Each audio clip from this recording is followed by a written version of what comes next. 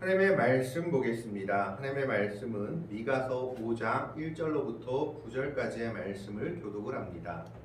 구약성경 1294페이지입니다. 구약성경 1294페이지에 있는 미가서 5장 1절에서 9절 말씀입니다. 미가서 5장 1절부터 9절까지의 말씀을 교독을 합니다.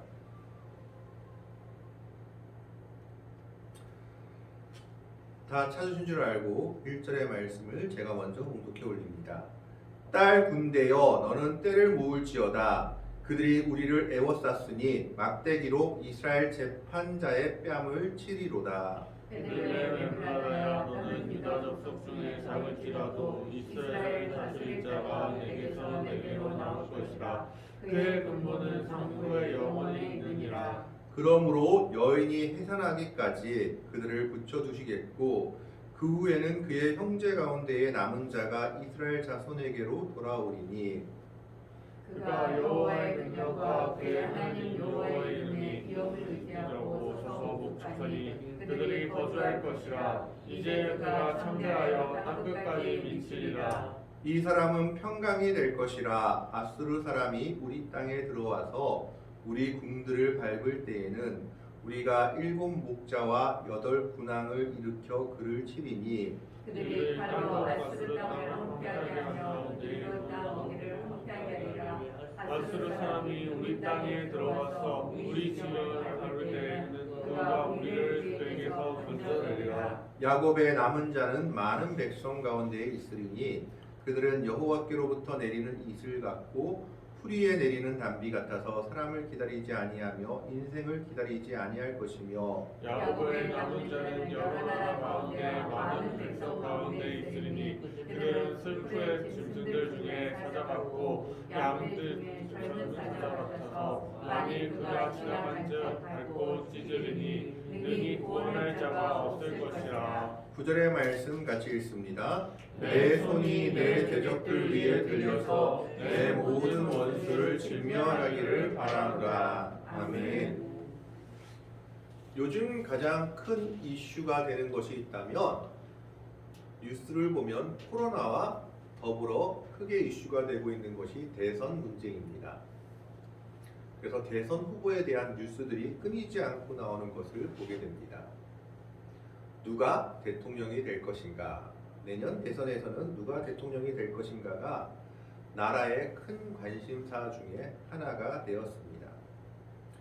왜냐하면 누가 대통령이 되냐에 따라서 그 나라가 갈 길과 방향이 결정되기 때문입니다. 그렇기 때문에 많은 사람들은 자기들이 지지하는 사람이 대통령이 되어야 된다라고 외치면서 그렇지 않을 경우를 불안해하고 있는 것을 보게 됩니다. 그만큼 한 나라의 지도자가 된다는 것, 또 한 나라를 지도하는 세력이 바뀐다라는 것은 중대한 일이기 때문입니다. 그것은 어떤 사람에게는 희망일 수도 있고 어떤 사람에게는 근심이 될 수도 있는 일이 되기 때문입니다. 그런데 오늘 본문 말씀은 하나님께서 이스라엘 백성들에게 무엇을 말씀하고 있는 것인가 하면 내가 너희 지도자들을 싹 다 갈아엎어 버리겠다라고 말씀하고 있습니다. 즉 너희의 지도자들을 싹 다 갈아엎어 버리고 새로운 지도자를 일으켜 줄 것이다 라고 예언하고 있는 것이 오늘 미가서 5장 1절부터 9절의 말씀입니다. 그 이유는 딱 한 가지입니다. 지도자들이 하나님의 뜻을 제대로 이루어 가지 못했고 죄악에 빠져서 우상 숭배를 했겠고 이스라엘 백성들을 그 길로 이끌었기 때문입니다. 하나님께서는 여러 선지자들을 보내셔서 지도자들에 대해서 경고하셨고 그들의 우상 숭배와 죄악에 대해서 책망하셨습니다. 그런데 그럼에도 불구하고 북이스라엘이나 남유다나 어떤 지도자도 몇 명의 왕을 제외하고는 그 경고에 귀를 기울이는 자가 없었습니다. 그래서 그들은 그들만 죄악을 행하는 것이 아니라 그들을 따르는 온 나라의 백성들까지 죄악에 거하게 만들어 버렸던 겁니다. 그것은 북이스라엘이 특히 역사적으로 심하였습니다. 여로보암 1세는 자기가 왕위를 잡자마자 무슨 일을 행하였느냐 하면 자기의 왕위를 지키기 위해서 단과 베델에 금송아지를 만들고 이것이 하나님이다 라고 선포했습니다. 그리고 그것뿐만 아니라 하나님이 세우신 절기도 자기 마음대로 바꾸고 제사장도 자기가 원하는 사람 돈만 주면 아무나 제사장을 할 수 있도록 제도를 변경해 버렸습니다. 자신의 왕위를 지키기 위해서였던 겁니다. 뿐만 아니라 남유다의 몇몇 왕들을 제외하고는 많은 왕들이 이방 나라들이 잘 사는 것을 보고 그 나라들의 신들을 섬기면 우리나라도 잘 살 것이라는 착각하에 우상 숭배를 행했던 것을 보게 됩니다. 그래서 백성들이 지도자들의 어리석음을 따라서 같이 우상 숭배를 했던 것을 보게 됩니다. 이제 거기에 대해서 하나님께서 심판하실 것임을 말하고 있는 겁니다. 아무리 밑에 백성들이 아니다라고 외쳐도 왕이 그리고 나라를 다스리는 자들이 지도자가 제사장들이 변하지 않는 이상 이 일은 이룰 수가 없기 때문입니다. 그래서 5장 1절의 말씀에 보면 오늘 본문 말씀에 이렇게 얘기하고 있습니다. 딸 군대여 너는 때를 모을지어다. 그들이 우리를 애워쌌으니 막대기로 이스라엘 재판자의 뺨을 치리로다. 여기서 재판자라고 하는 것은 판관이란 뜻인데 사사기를 옛날엔 판관기라고 했습니다. 왜냐하면 이스라엘의 왕이 없을 때 이스라엘을 다스리던 사사들은 재판관이란 뜻을 가지기도 했습니다.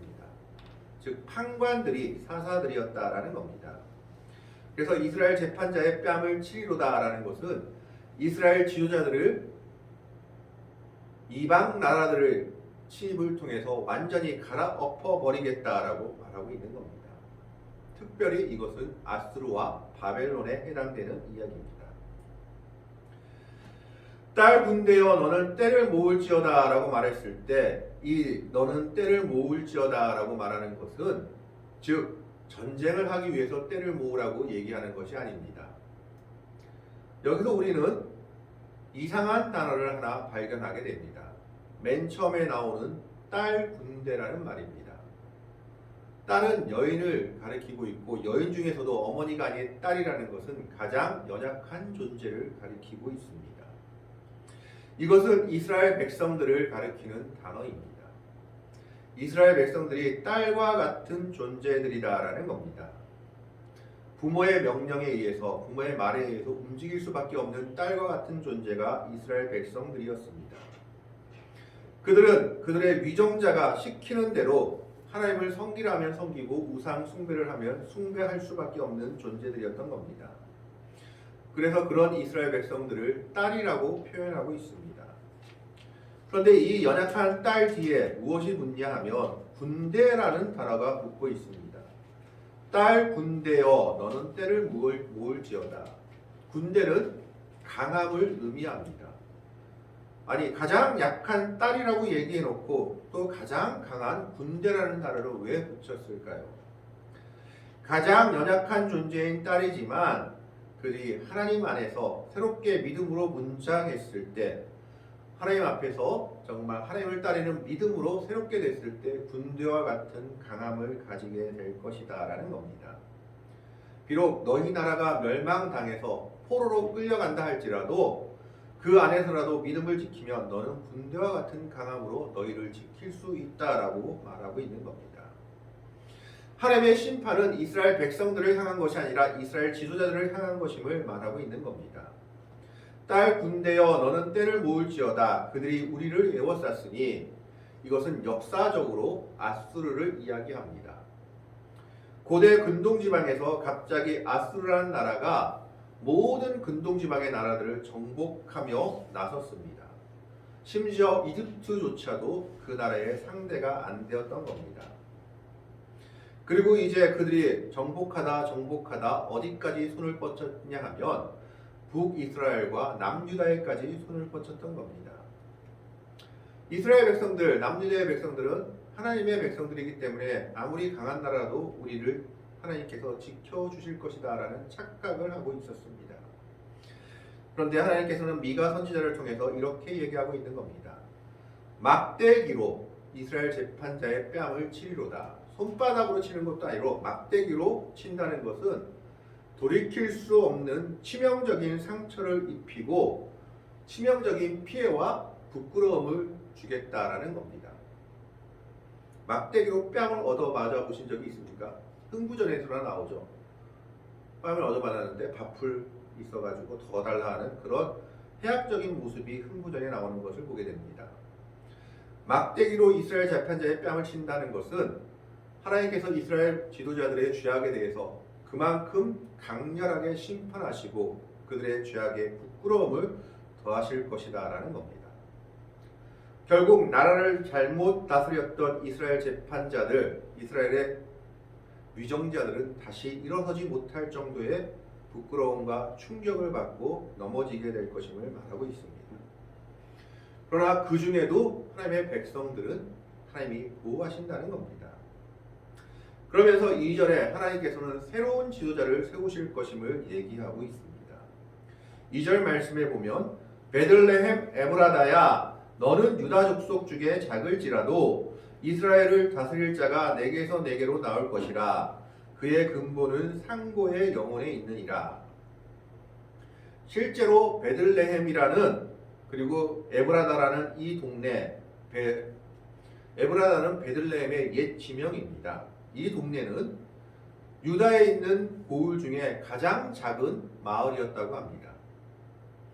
그리고 이 당시는 모든 문화의 중심지가 베들레헴이 아니라 예루살렘이었습니다. 왕족이나 귀족들이 생활하는 곳은 예루살렘이었던 것입니다. 그런데 그런 예루살렘을 멀리하고 예루살렘에서 80km 이상 떨어진 베들레헴 에브라다를 하나님께서 택하신 곳이다라고 얘기하고 있는 겁니다. 베들레헴이라는 것은 떡집입니다. 떡집은 생명을 이야기하고 있고 에브라다는 열매가 풍성하다라는 뜻을 가지고 있습니다. 바로 이러한 장소에서 새로운 지도자가 태어날 것임을 말하고 있습니다. 가장 작은 곳, 가장 이스라엘 영토 중에서 보잘것없는 곳에서 정말 하나님의 뜻을 이룰 새로운 지도자가 나올 것임을 얘기하고 있는 겁니다. 너는 유다 족속 중에 작을지라도 이스라엘을 다스릴 자가 내게서 내게로 나올 것이라 그의 근본은 상고의 영혼에 있느니라. 하나님께로부터 태어난 지도자가 나올 것임을 말하고 있는 겁니다. 이 예언의 말씀 그대로 예수님께서 하나님의 아들로서 베들레헴 마국간에서 태어나셨습니다. 그리고 그분은 진정한 하나님의 뜻을 우리들에게 전하기 위해 오신 것을 우리는 성경을 통해 알게 되고 믿음을 통해 받아들이게 됩니다. 예루살렘이라는 귀족 동네를 버리고 가장 천하고 낮은 곳, 이스라엘 족속 중에 가장 약한 동네 베들레헴 에브라다를 통해서 진정 하나님의 뜻을 말하고 그들을 다스려갈 새로운 지도자가 태어날 것임을 예언하고 있는 겁니다. 그래서 동방 박사들이 별을 잃어버리고 헤롯 성전에 들어가서 도대체 유대인으로 나신 분이 어디 계십니까? 물어봤을 때 율법을 연구하는 사람들과 서기관들은 단번에 대답했습니다. 성경에 기록되어 있는 곳으로 보면 베들레헴 에브라다입니다. 미가서 5장 2절에 그렇게 기록되어 있습니다. 라고 고백했습니다. 문제는 그들 중에 아무도 예수님을 보러 가는 사람이 없었다라는 겁니다. 유대인의 왕이 어디서 태어날 줄은 알았지만 그분께 경배할 생각은 아무도 하지 않았던 겁니다. 오직 이방 백성이었던 동방 박사들만이 그 땅을 향해 갔던 것을 우리는 보게 됩니다. 결국 하나님께서는 정말 쓸모없는 이스라엘의 지도자들을 완전히 다 갈아엎으시고 새로운 지도자를 세우겠다라고 말하고 있는 겁니다. 이 말씀 그대로 북이스라엘은 왓수르라는 나라한테 완전히 멸망당해서 그들의 후손은 사마리아인이라는 이름으로 유대 땅에 살게 됩니다. 그리고 남유다 역시 200년 뒤에 그들의 잘못된 신앙으로 인해서 바벨론이란 나라에 멸망당하고 70년 동안 포로 생활을 하게 됩니다. 하나님께서 예언하신 대로 그들의 지도자들을 완전히 갈아엎어 버리신 것입니다. 도대체 지도자들이 제대로 하지 못하기 때문에 그들을 완전히 갈아엎어 버리고 나라를 멸망시켜 버렸습니다. 그 이유는 한 가지입니다. 이스라엘 백성을 멸망시키기 위해서가 아니라 이스라엘 백성에게 회개의 기회를 주시기 위해서였던 겁니다. 지도자들이 이스라엘 백성들이 회개할 기회까지 막아버리고 있었기 때문에 그 지도자들을 완전히 없애버리겠다라고 하나님은 약속하고 있고, 진정한 하나님의 뜻을 전할 새로운 지도자를 베들레헴 에브라다에서 나게 하겠다라고 예언하고 있는 겁니다. 그러면서 그 때가 있을 것임을 얘기합니다. 3절의 말씀에 보면 그러므로 여인이 해산하기까지 그들을 붙여두시겠고 그 후에는 그의 형제 가운데에 남은 자가 이스라엘 자손에게로 돌아오리니, 즉 메시아가 올 때까지는 그 기간이 있을 것이다 라는 것입니다. 그리고 또 그들이 회개하고 나서도 하나님의 약속이 이루어지기까지는 시간이 걸릴 것임을 말하고 있는 겁니다. 이게 무슨 말이냐 하면 남유다 백성들이 바벨론한테 멸망하고 나서 포로로 잡혀갔습니다. 그때서야 남유다 백성들은 회개하기 시작했습니다. 우리 선조들의 죄악 때문에, 그리고 나의 죄악 때문에 하나님을 제대로 믿지 못하고 섬기지 못하고 우상을 숭배해서 우리가 망했구나, 우리가 멸망했구나 하면서 철저하게 회개하기 시작했습니다. 그리고 학개와 스가랴 선지자의 독려를 받아 그들은 회개하며 그들이 땅으로 돌아오기까지를 고대했습니다. 그런데 그들에겐 한 가지 의문이 있었습니다. 하나님, 우리가 이렇게 철저하게 회개했는데 왜 빨리 회복시켜 주지 않으십니까? 우리가 망하고 나니까 이제서야 우리가 잘못할 거 알겠는데, 그래서 우리가 이렇게 회개하지 않았습니까? 근데 왜 빨리 회복시켜 주지 않으십니까? 하는 의문이 생겼던 겁니다. 그때 하나님께서 말씀하고 있는 것이 바로 3절입니다. 그 기간이 있다라는 겁니다. 하나님의 때가 있다라고 말하고 있습니다. 그래서 예레미야 선지자는 70년 동안 너희가 포로 생활을 해야 돌아올 것이다 라고 말했고, 다니엘은 기도하다가 예레미야 선지자의 말씀을 기억하며 70년이 지나면 우리가 해방되겠구나 하고 깨달았던 것을 성경에 이야기하고 있습니다. 바로 그런 때가 있음을 말하고 있는 겁니다. 그러나 그 때가 차서 정말 하나님께서 세우신 지도자 예수 그리스도가 오게 되면 그는 어떻게 할 것이냐, 하나님의 뜻대로 하나님의 백성들을 이끌어 가실 것임을 4절과 5절에서 말씀하고 있습니다. 4절에 보면 그가 여호와의 능력과 그의 하나님 여호와의 이름의 위엄을 의지하고 서서 목축하리니 그들이 거주할 것이라. 이제 그가 창대하여 땅 끝까지 미치리라. 진정한 복을 주실 것임을 얘기합니다. 뿐만 아니라 원수들의 위협 속에서도 그분이 하나님의 백성들을 지켜주실 것임을 말하고 있습니다. 5절에 이 사람은 평강이 될 것이라. 아수르 사람이 우리 땅에 들어와서 우리 궁들을 밟을 때에는 우리가 7 목자와 8 군왕을 일으켜 그를 치리니. 아수르 사람은 그 당시 역사적인 아수르 왕을 이야기하기도 하고 또 비유적으로 하나님의 백성들을 대적하는 모든 세력들을 이야기하기도 합니다. 예수님을 우리가 믿고 따라간다면 예수님이 우리의 평강이 되어서 우리의 대적들로부터 하나님의 백성들을 보호해 주실 것이다 라고 약속하고 있는 겁니다. 그분이 그러므로 진정 우리의 평화와 평강이 될 것임을 말하고 있습니다. 아수르 사람이 우리 땅에 들어와서 우리 궁들을 밟을 때에는 우리가 7 목자와 8 군왕을 일으켜 그들을 치리라 라고 말하고 있습니다. 하나님의 대적들에 대해서 하나님의 군사들이 일어날 것임을 말하고 있는 겁니다. 실제로 역사에서도 히스기야 왕 때 아수르가 남유다를 침공해서 3년 이상을 괴롭혔던 적이 있습니다. 그러나 마지막에는 어떻게 됐습니까? 하나님께서 하나님의 천사를 보내셔서 이사야 선지자와 히스기야 왕이 같이 기도하는 그 기도를 들으시고 하룻밤 사이에 18만 5천 명, 20만 명이나 되는 군사가 전멸하도록 하셨습니다. 그래서 아수르 왕은 부끄러움을 잊고 자기 땅으로 돌아가게 되죠. 그 자기 땅으로 돌아간 그 자리에서 신하들의 반란을 일으켜 칼에 맞아 죽게 됩니다. 그것이 역사적인 사실이요 성경에 기록되어 있는 것을 보게 됩니다. 바로 그 사실을 이야기하고 있는 겁니다. 그래서 6절에 이렇게 얘기합니다. 그들이 칼로 아수르 땅을 황폐하게 하며 니므롯 땅 어기를 황폐하게 하리라. 아수르 사람이 우리 땅에 들어와서 우리 지경을 밟을 때에는 그가 우리를 그에게서 건져내리라. 하나님의 대적들이 하나님의 백성들을 괴롭히려고 하면 우리가 하나님께서 보내주신 예수 그리스도를 믿고 의지한다면 그분께서 우리를 지켜주시고 보호하며 그들을 대적할 것이며 결국 그들을 멸망시킬 것임을 예언하며 약속하고 있는 말씀입니다. 그렇기 때문에 우리는 그분 안에서 소망을 누리며 은혜를 누릴 수가 있는 겁니다. 그러면 그분을 믿는 우리들은 어떤 모습으로 이 땅에 서게 될까요? 7절에 8절에 나와 있습니다. 야곱의 남은 자는 많은 백성 가운데 있으리니 그들은 여호와께로부터 내리는 이슬 같고 풀 위에 내리는 단비 같아서 사람을 기다리지 아니하며 인생을 기다리지 아니할 것이며. 야곱의 남은 자가 한 군데 모여 있는 것이 아니라 온 군대, 온 전역에 퍼져 있음을 얘기합니다. 많은 백성 가운데 있으리니 오늘날 예수 그리스도를 믿고 따르는 자들이 온 세계에 걸쳐 있음을 보여주고 있는 겁니다. 그리고 그들은 어떤 존재냐? 여호와께로부터 내리는 이슬 같고 풀 위에 내리는 단비 같다라고 얘기하고 있습니다. 이스라엘 백성들이 농사 지을 때 가장 기다리는 것이 무엇일까요? 가장 기다리는 것이 비입니다. 이른 비와 늦은 비.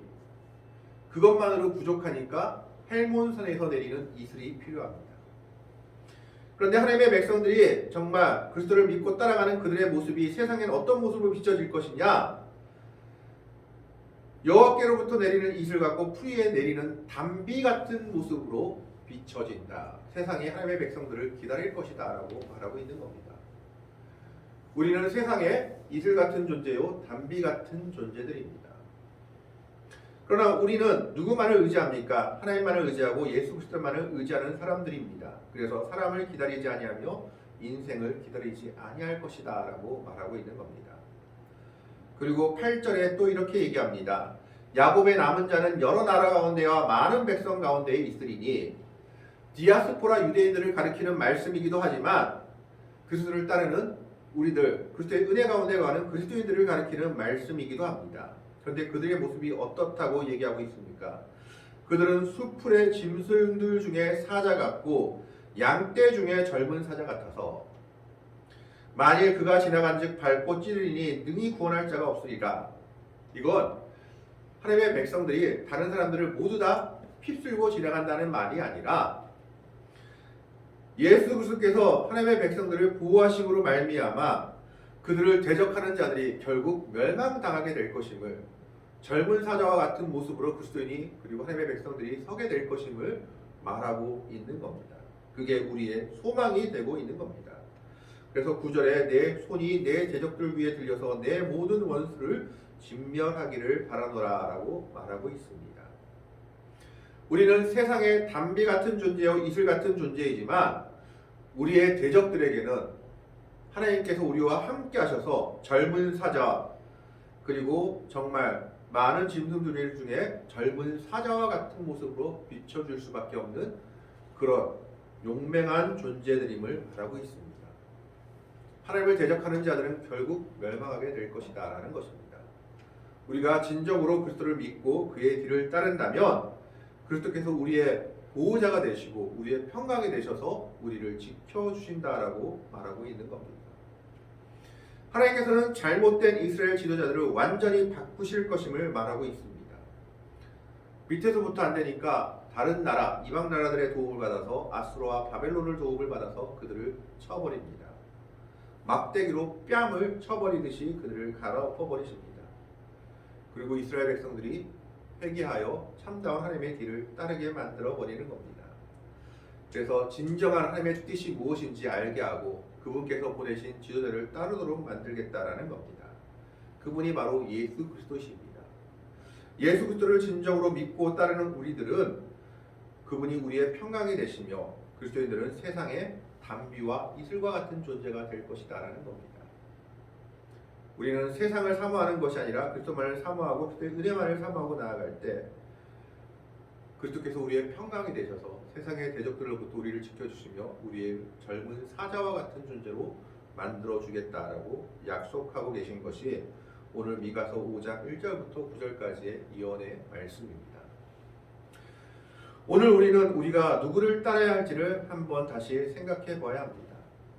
세상의 지도자를 따르는 것이 그리스도인들의 참 모습이 아닙니다. 우리는 하나님을 따르는 자들이요 그리스도의 은혜 가운데 거하는 자들입니다. 우리는 그리스도의 은혜의 모습을 뒤따라가야 합니다. 그랬을 때 참다운 그리스도인들의 모습은 세상에서 단비와 이슬 같은 존재로 비춰질 것이요 우리의 대적들에게는 젊은 사자와 같은 모습으로 다가갈 것입니다.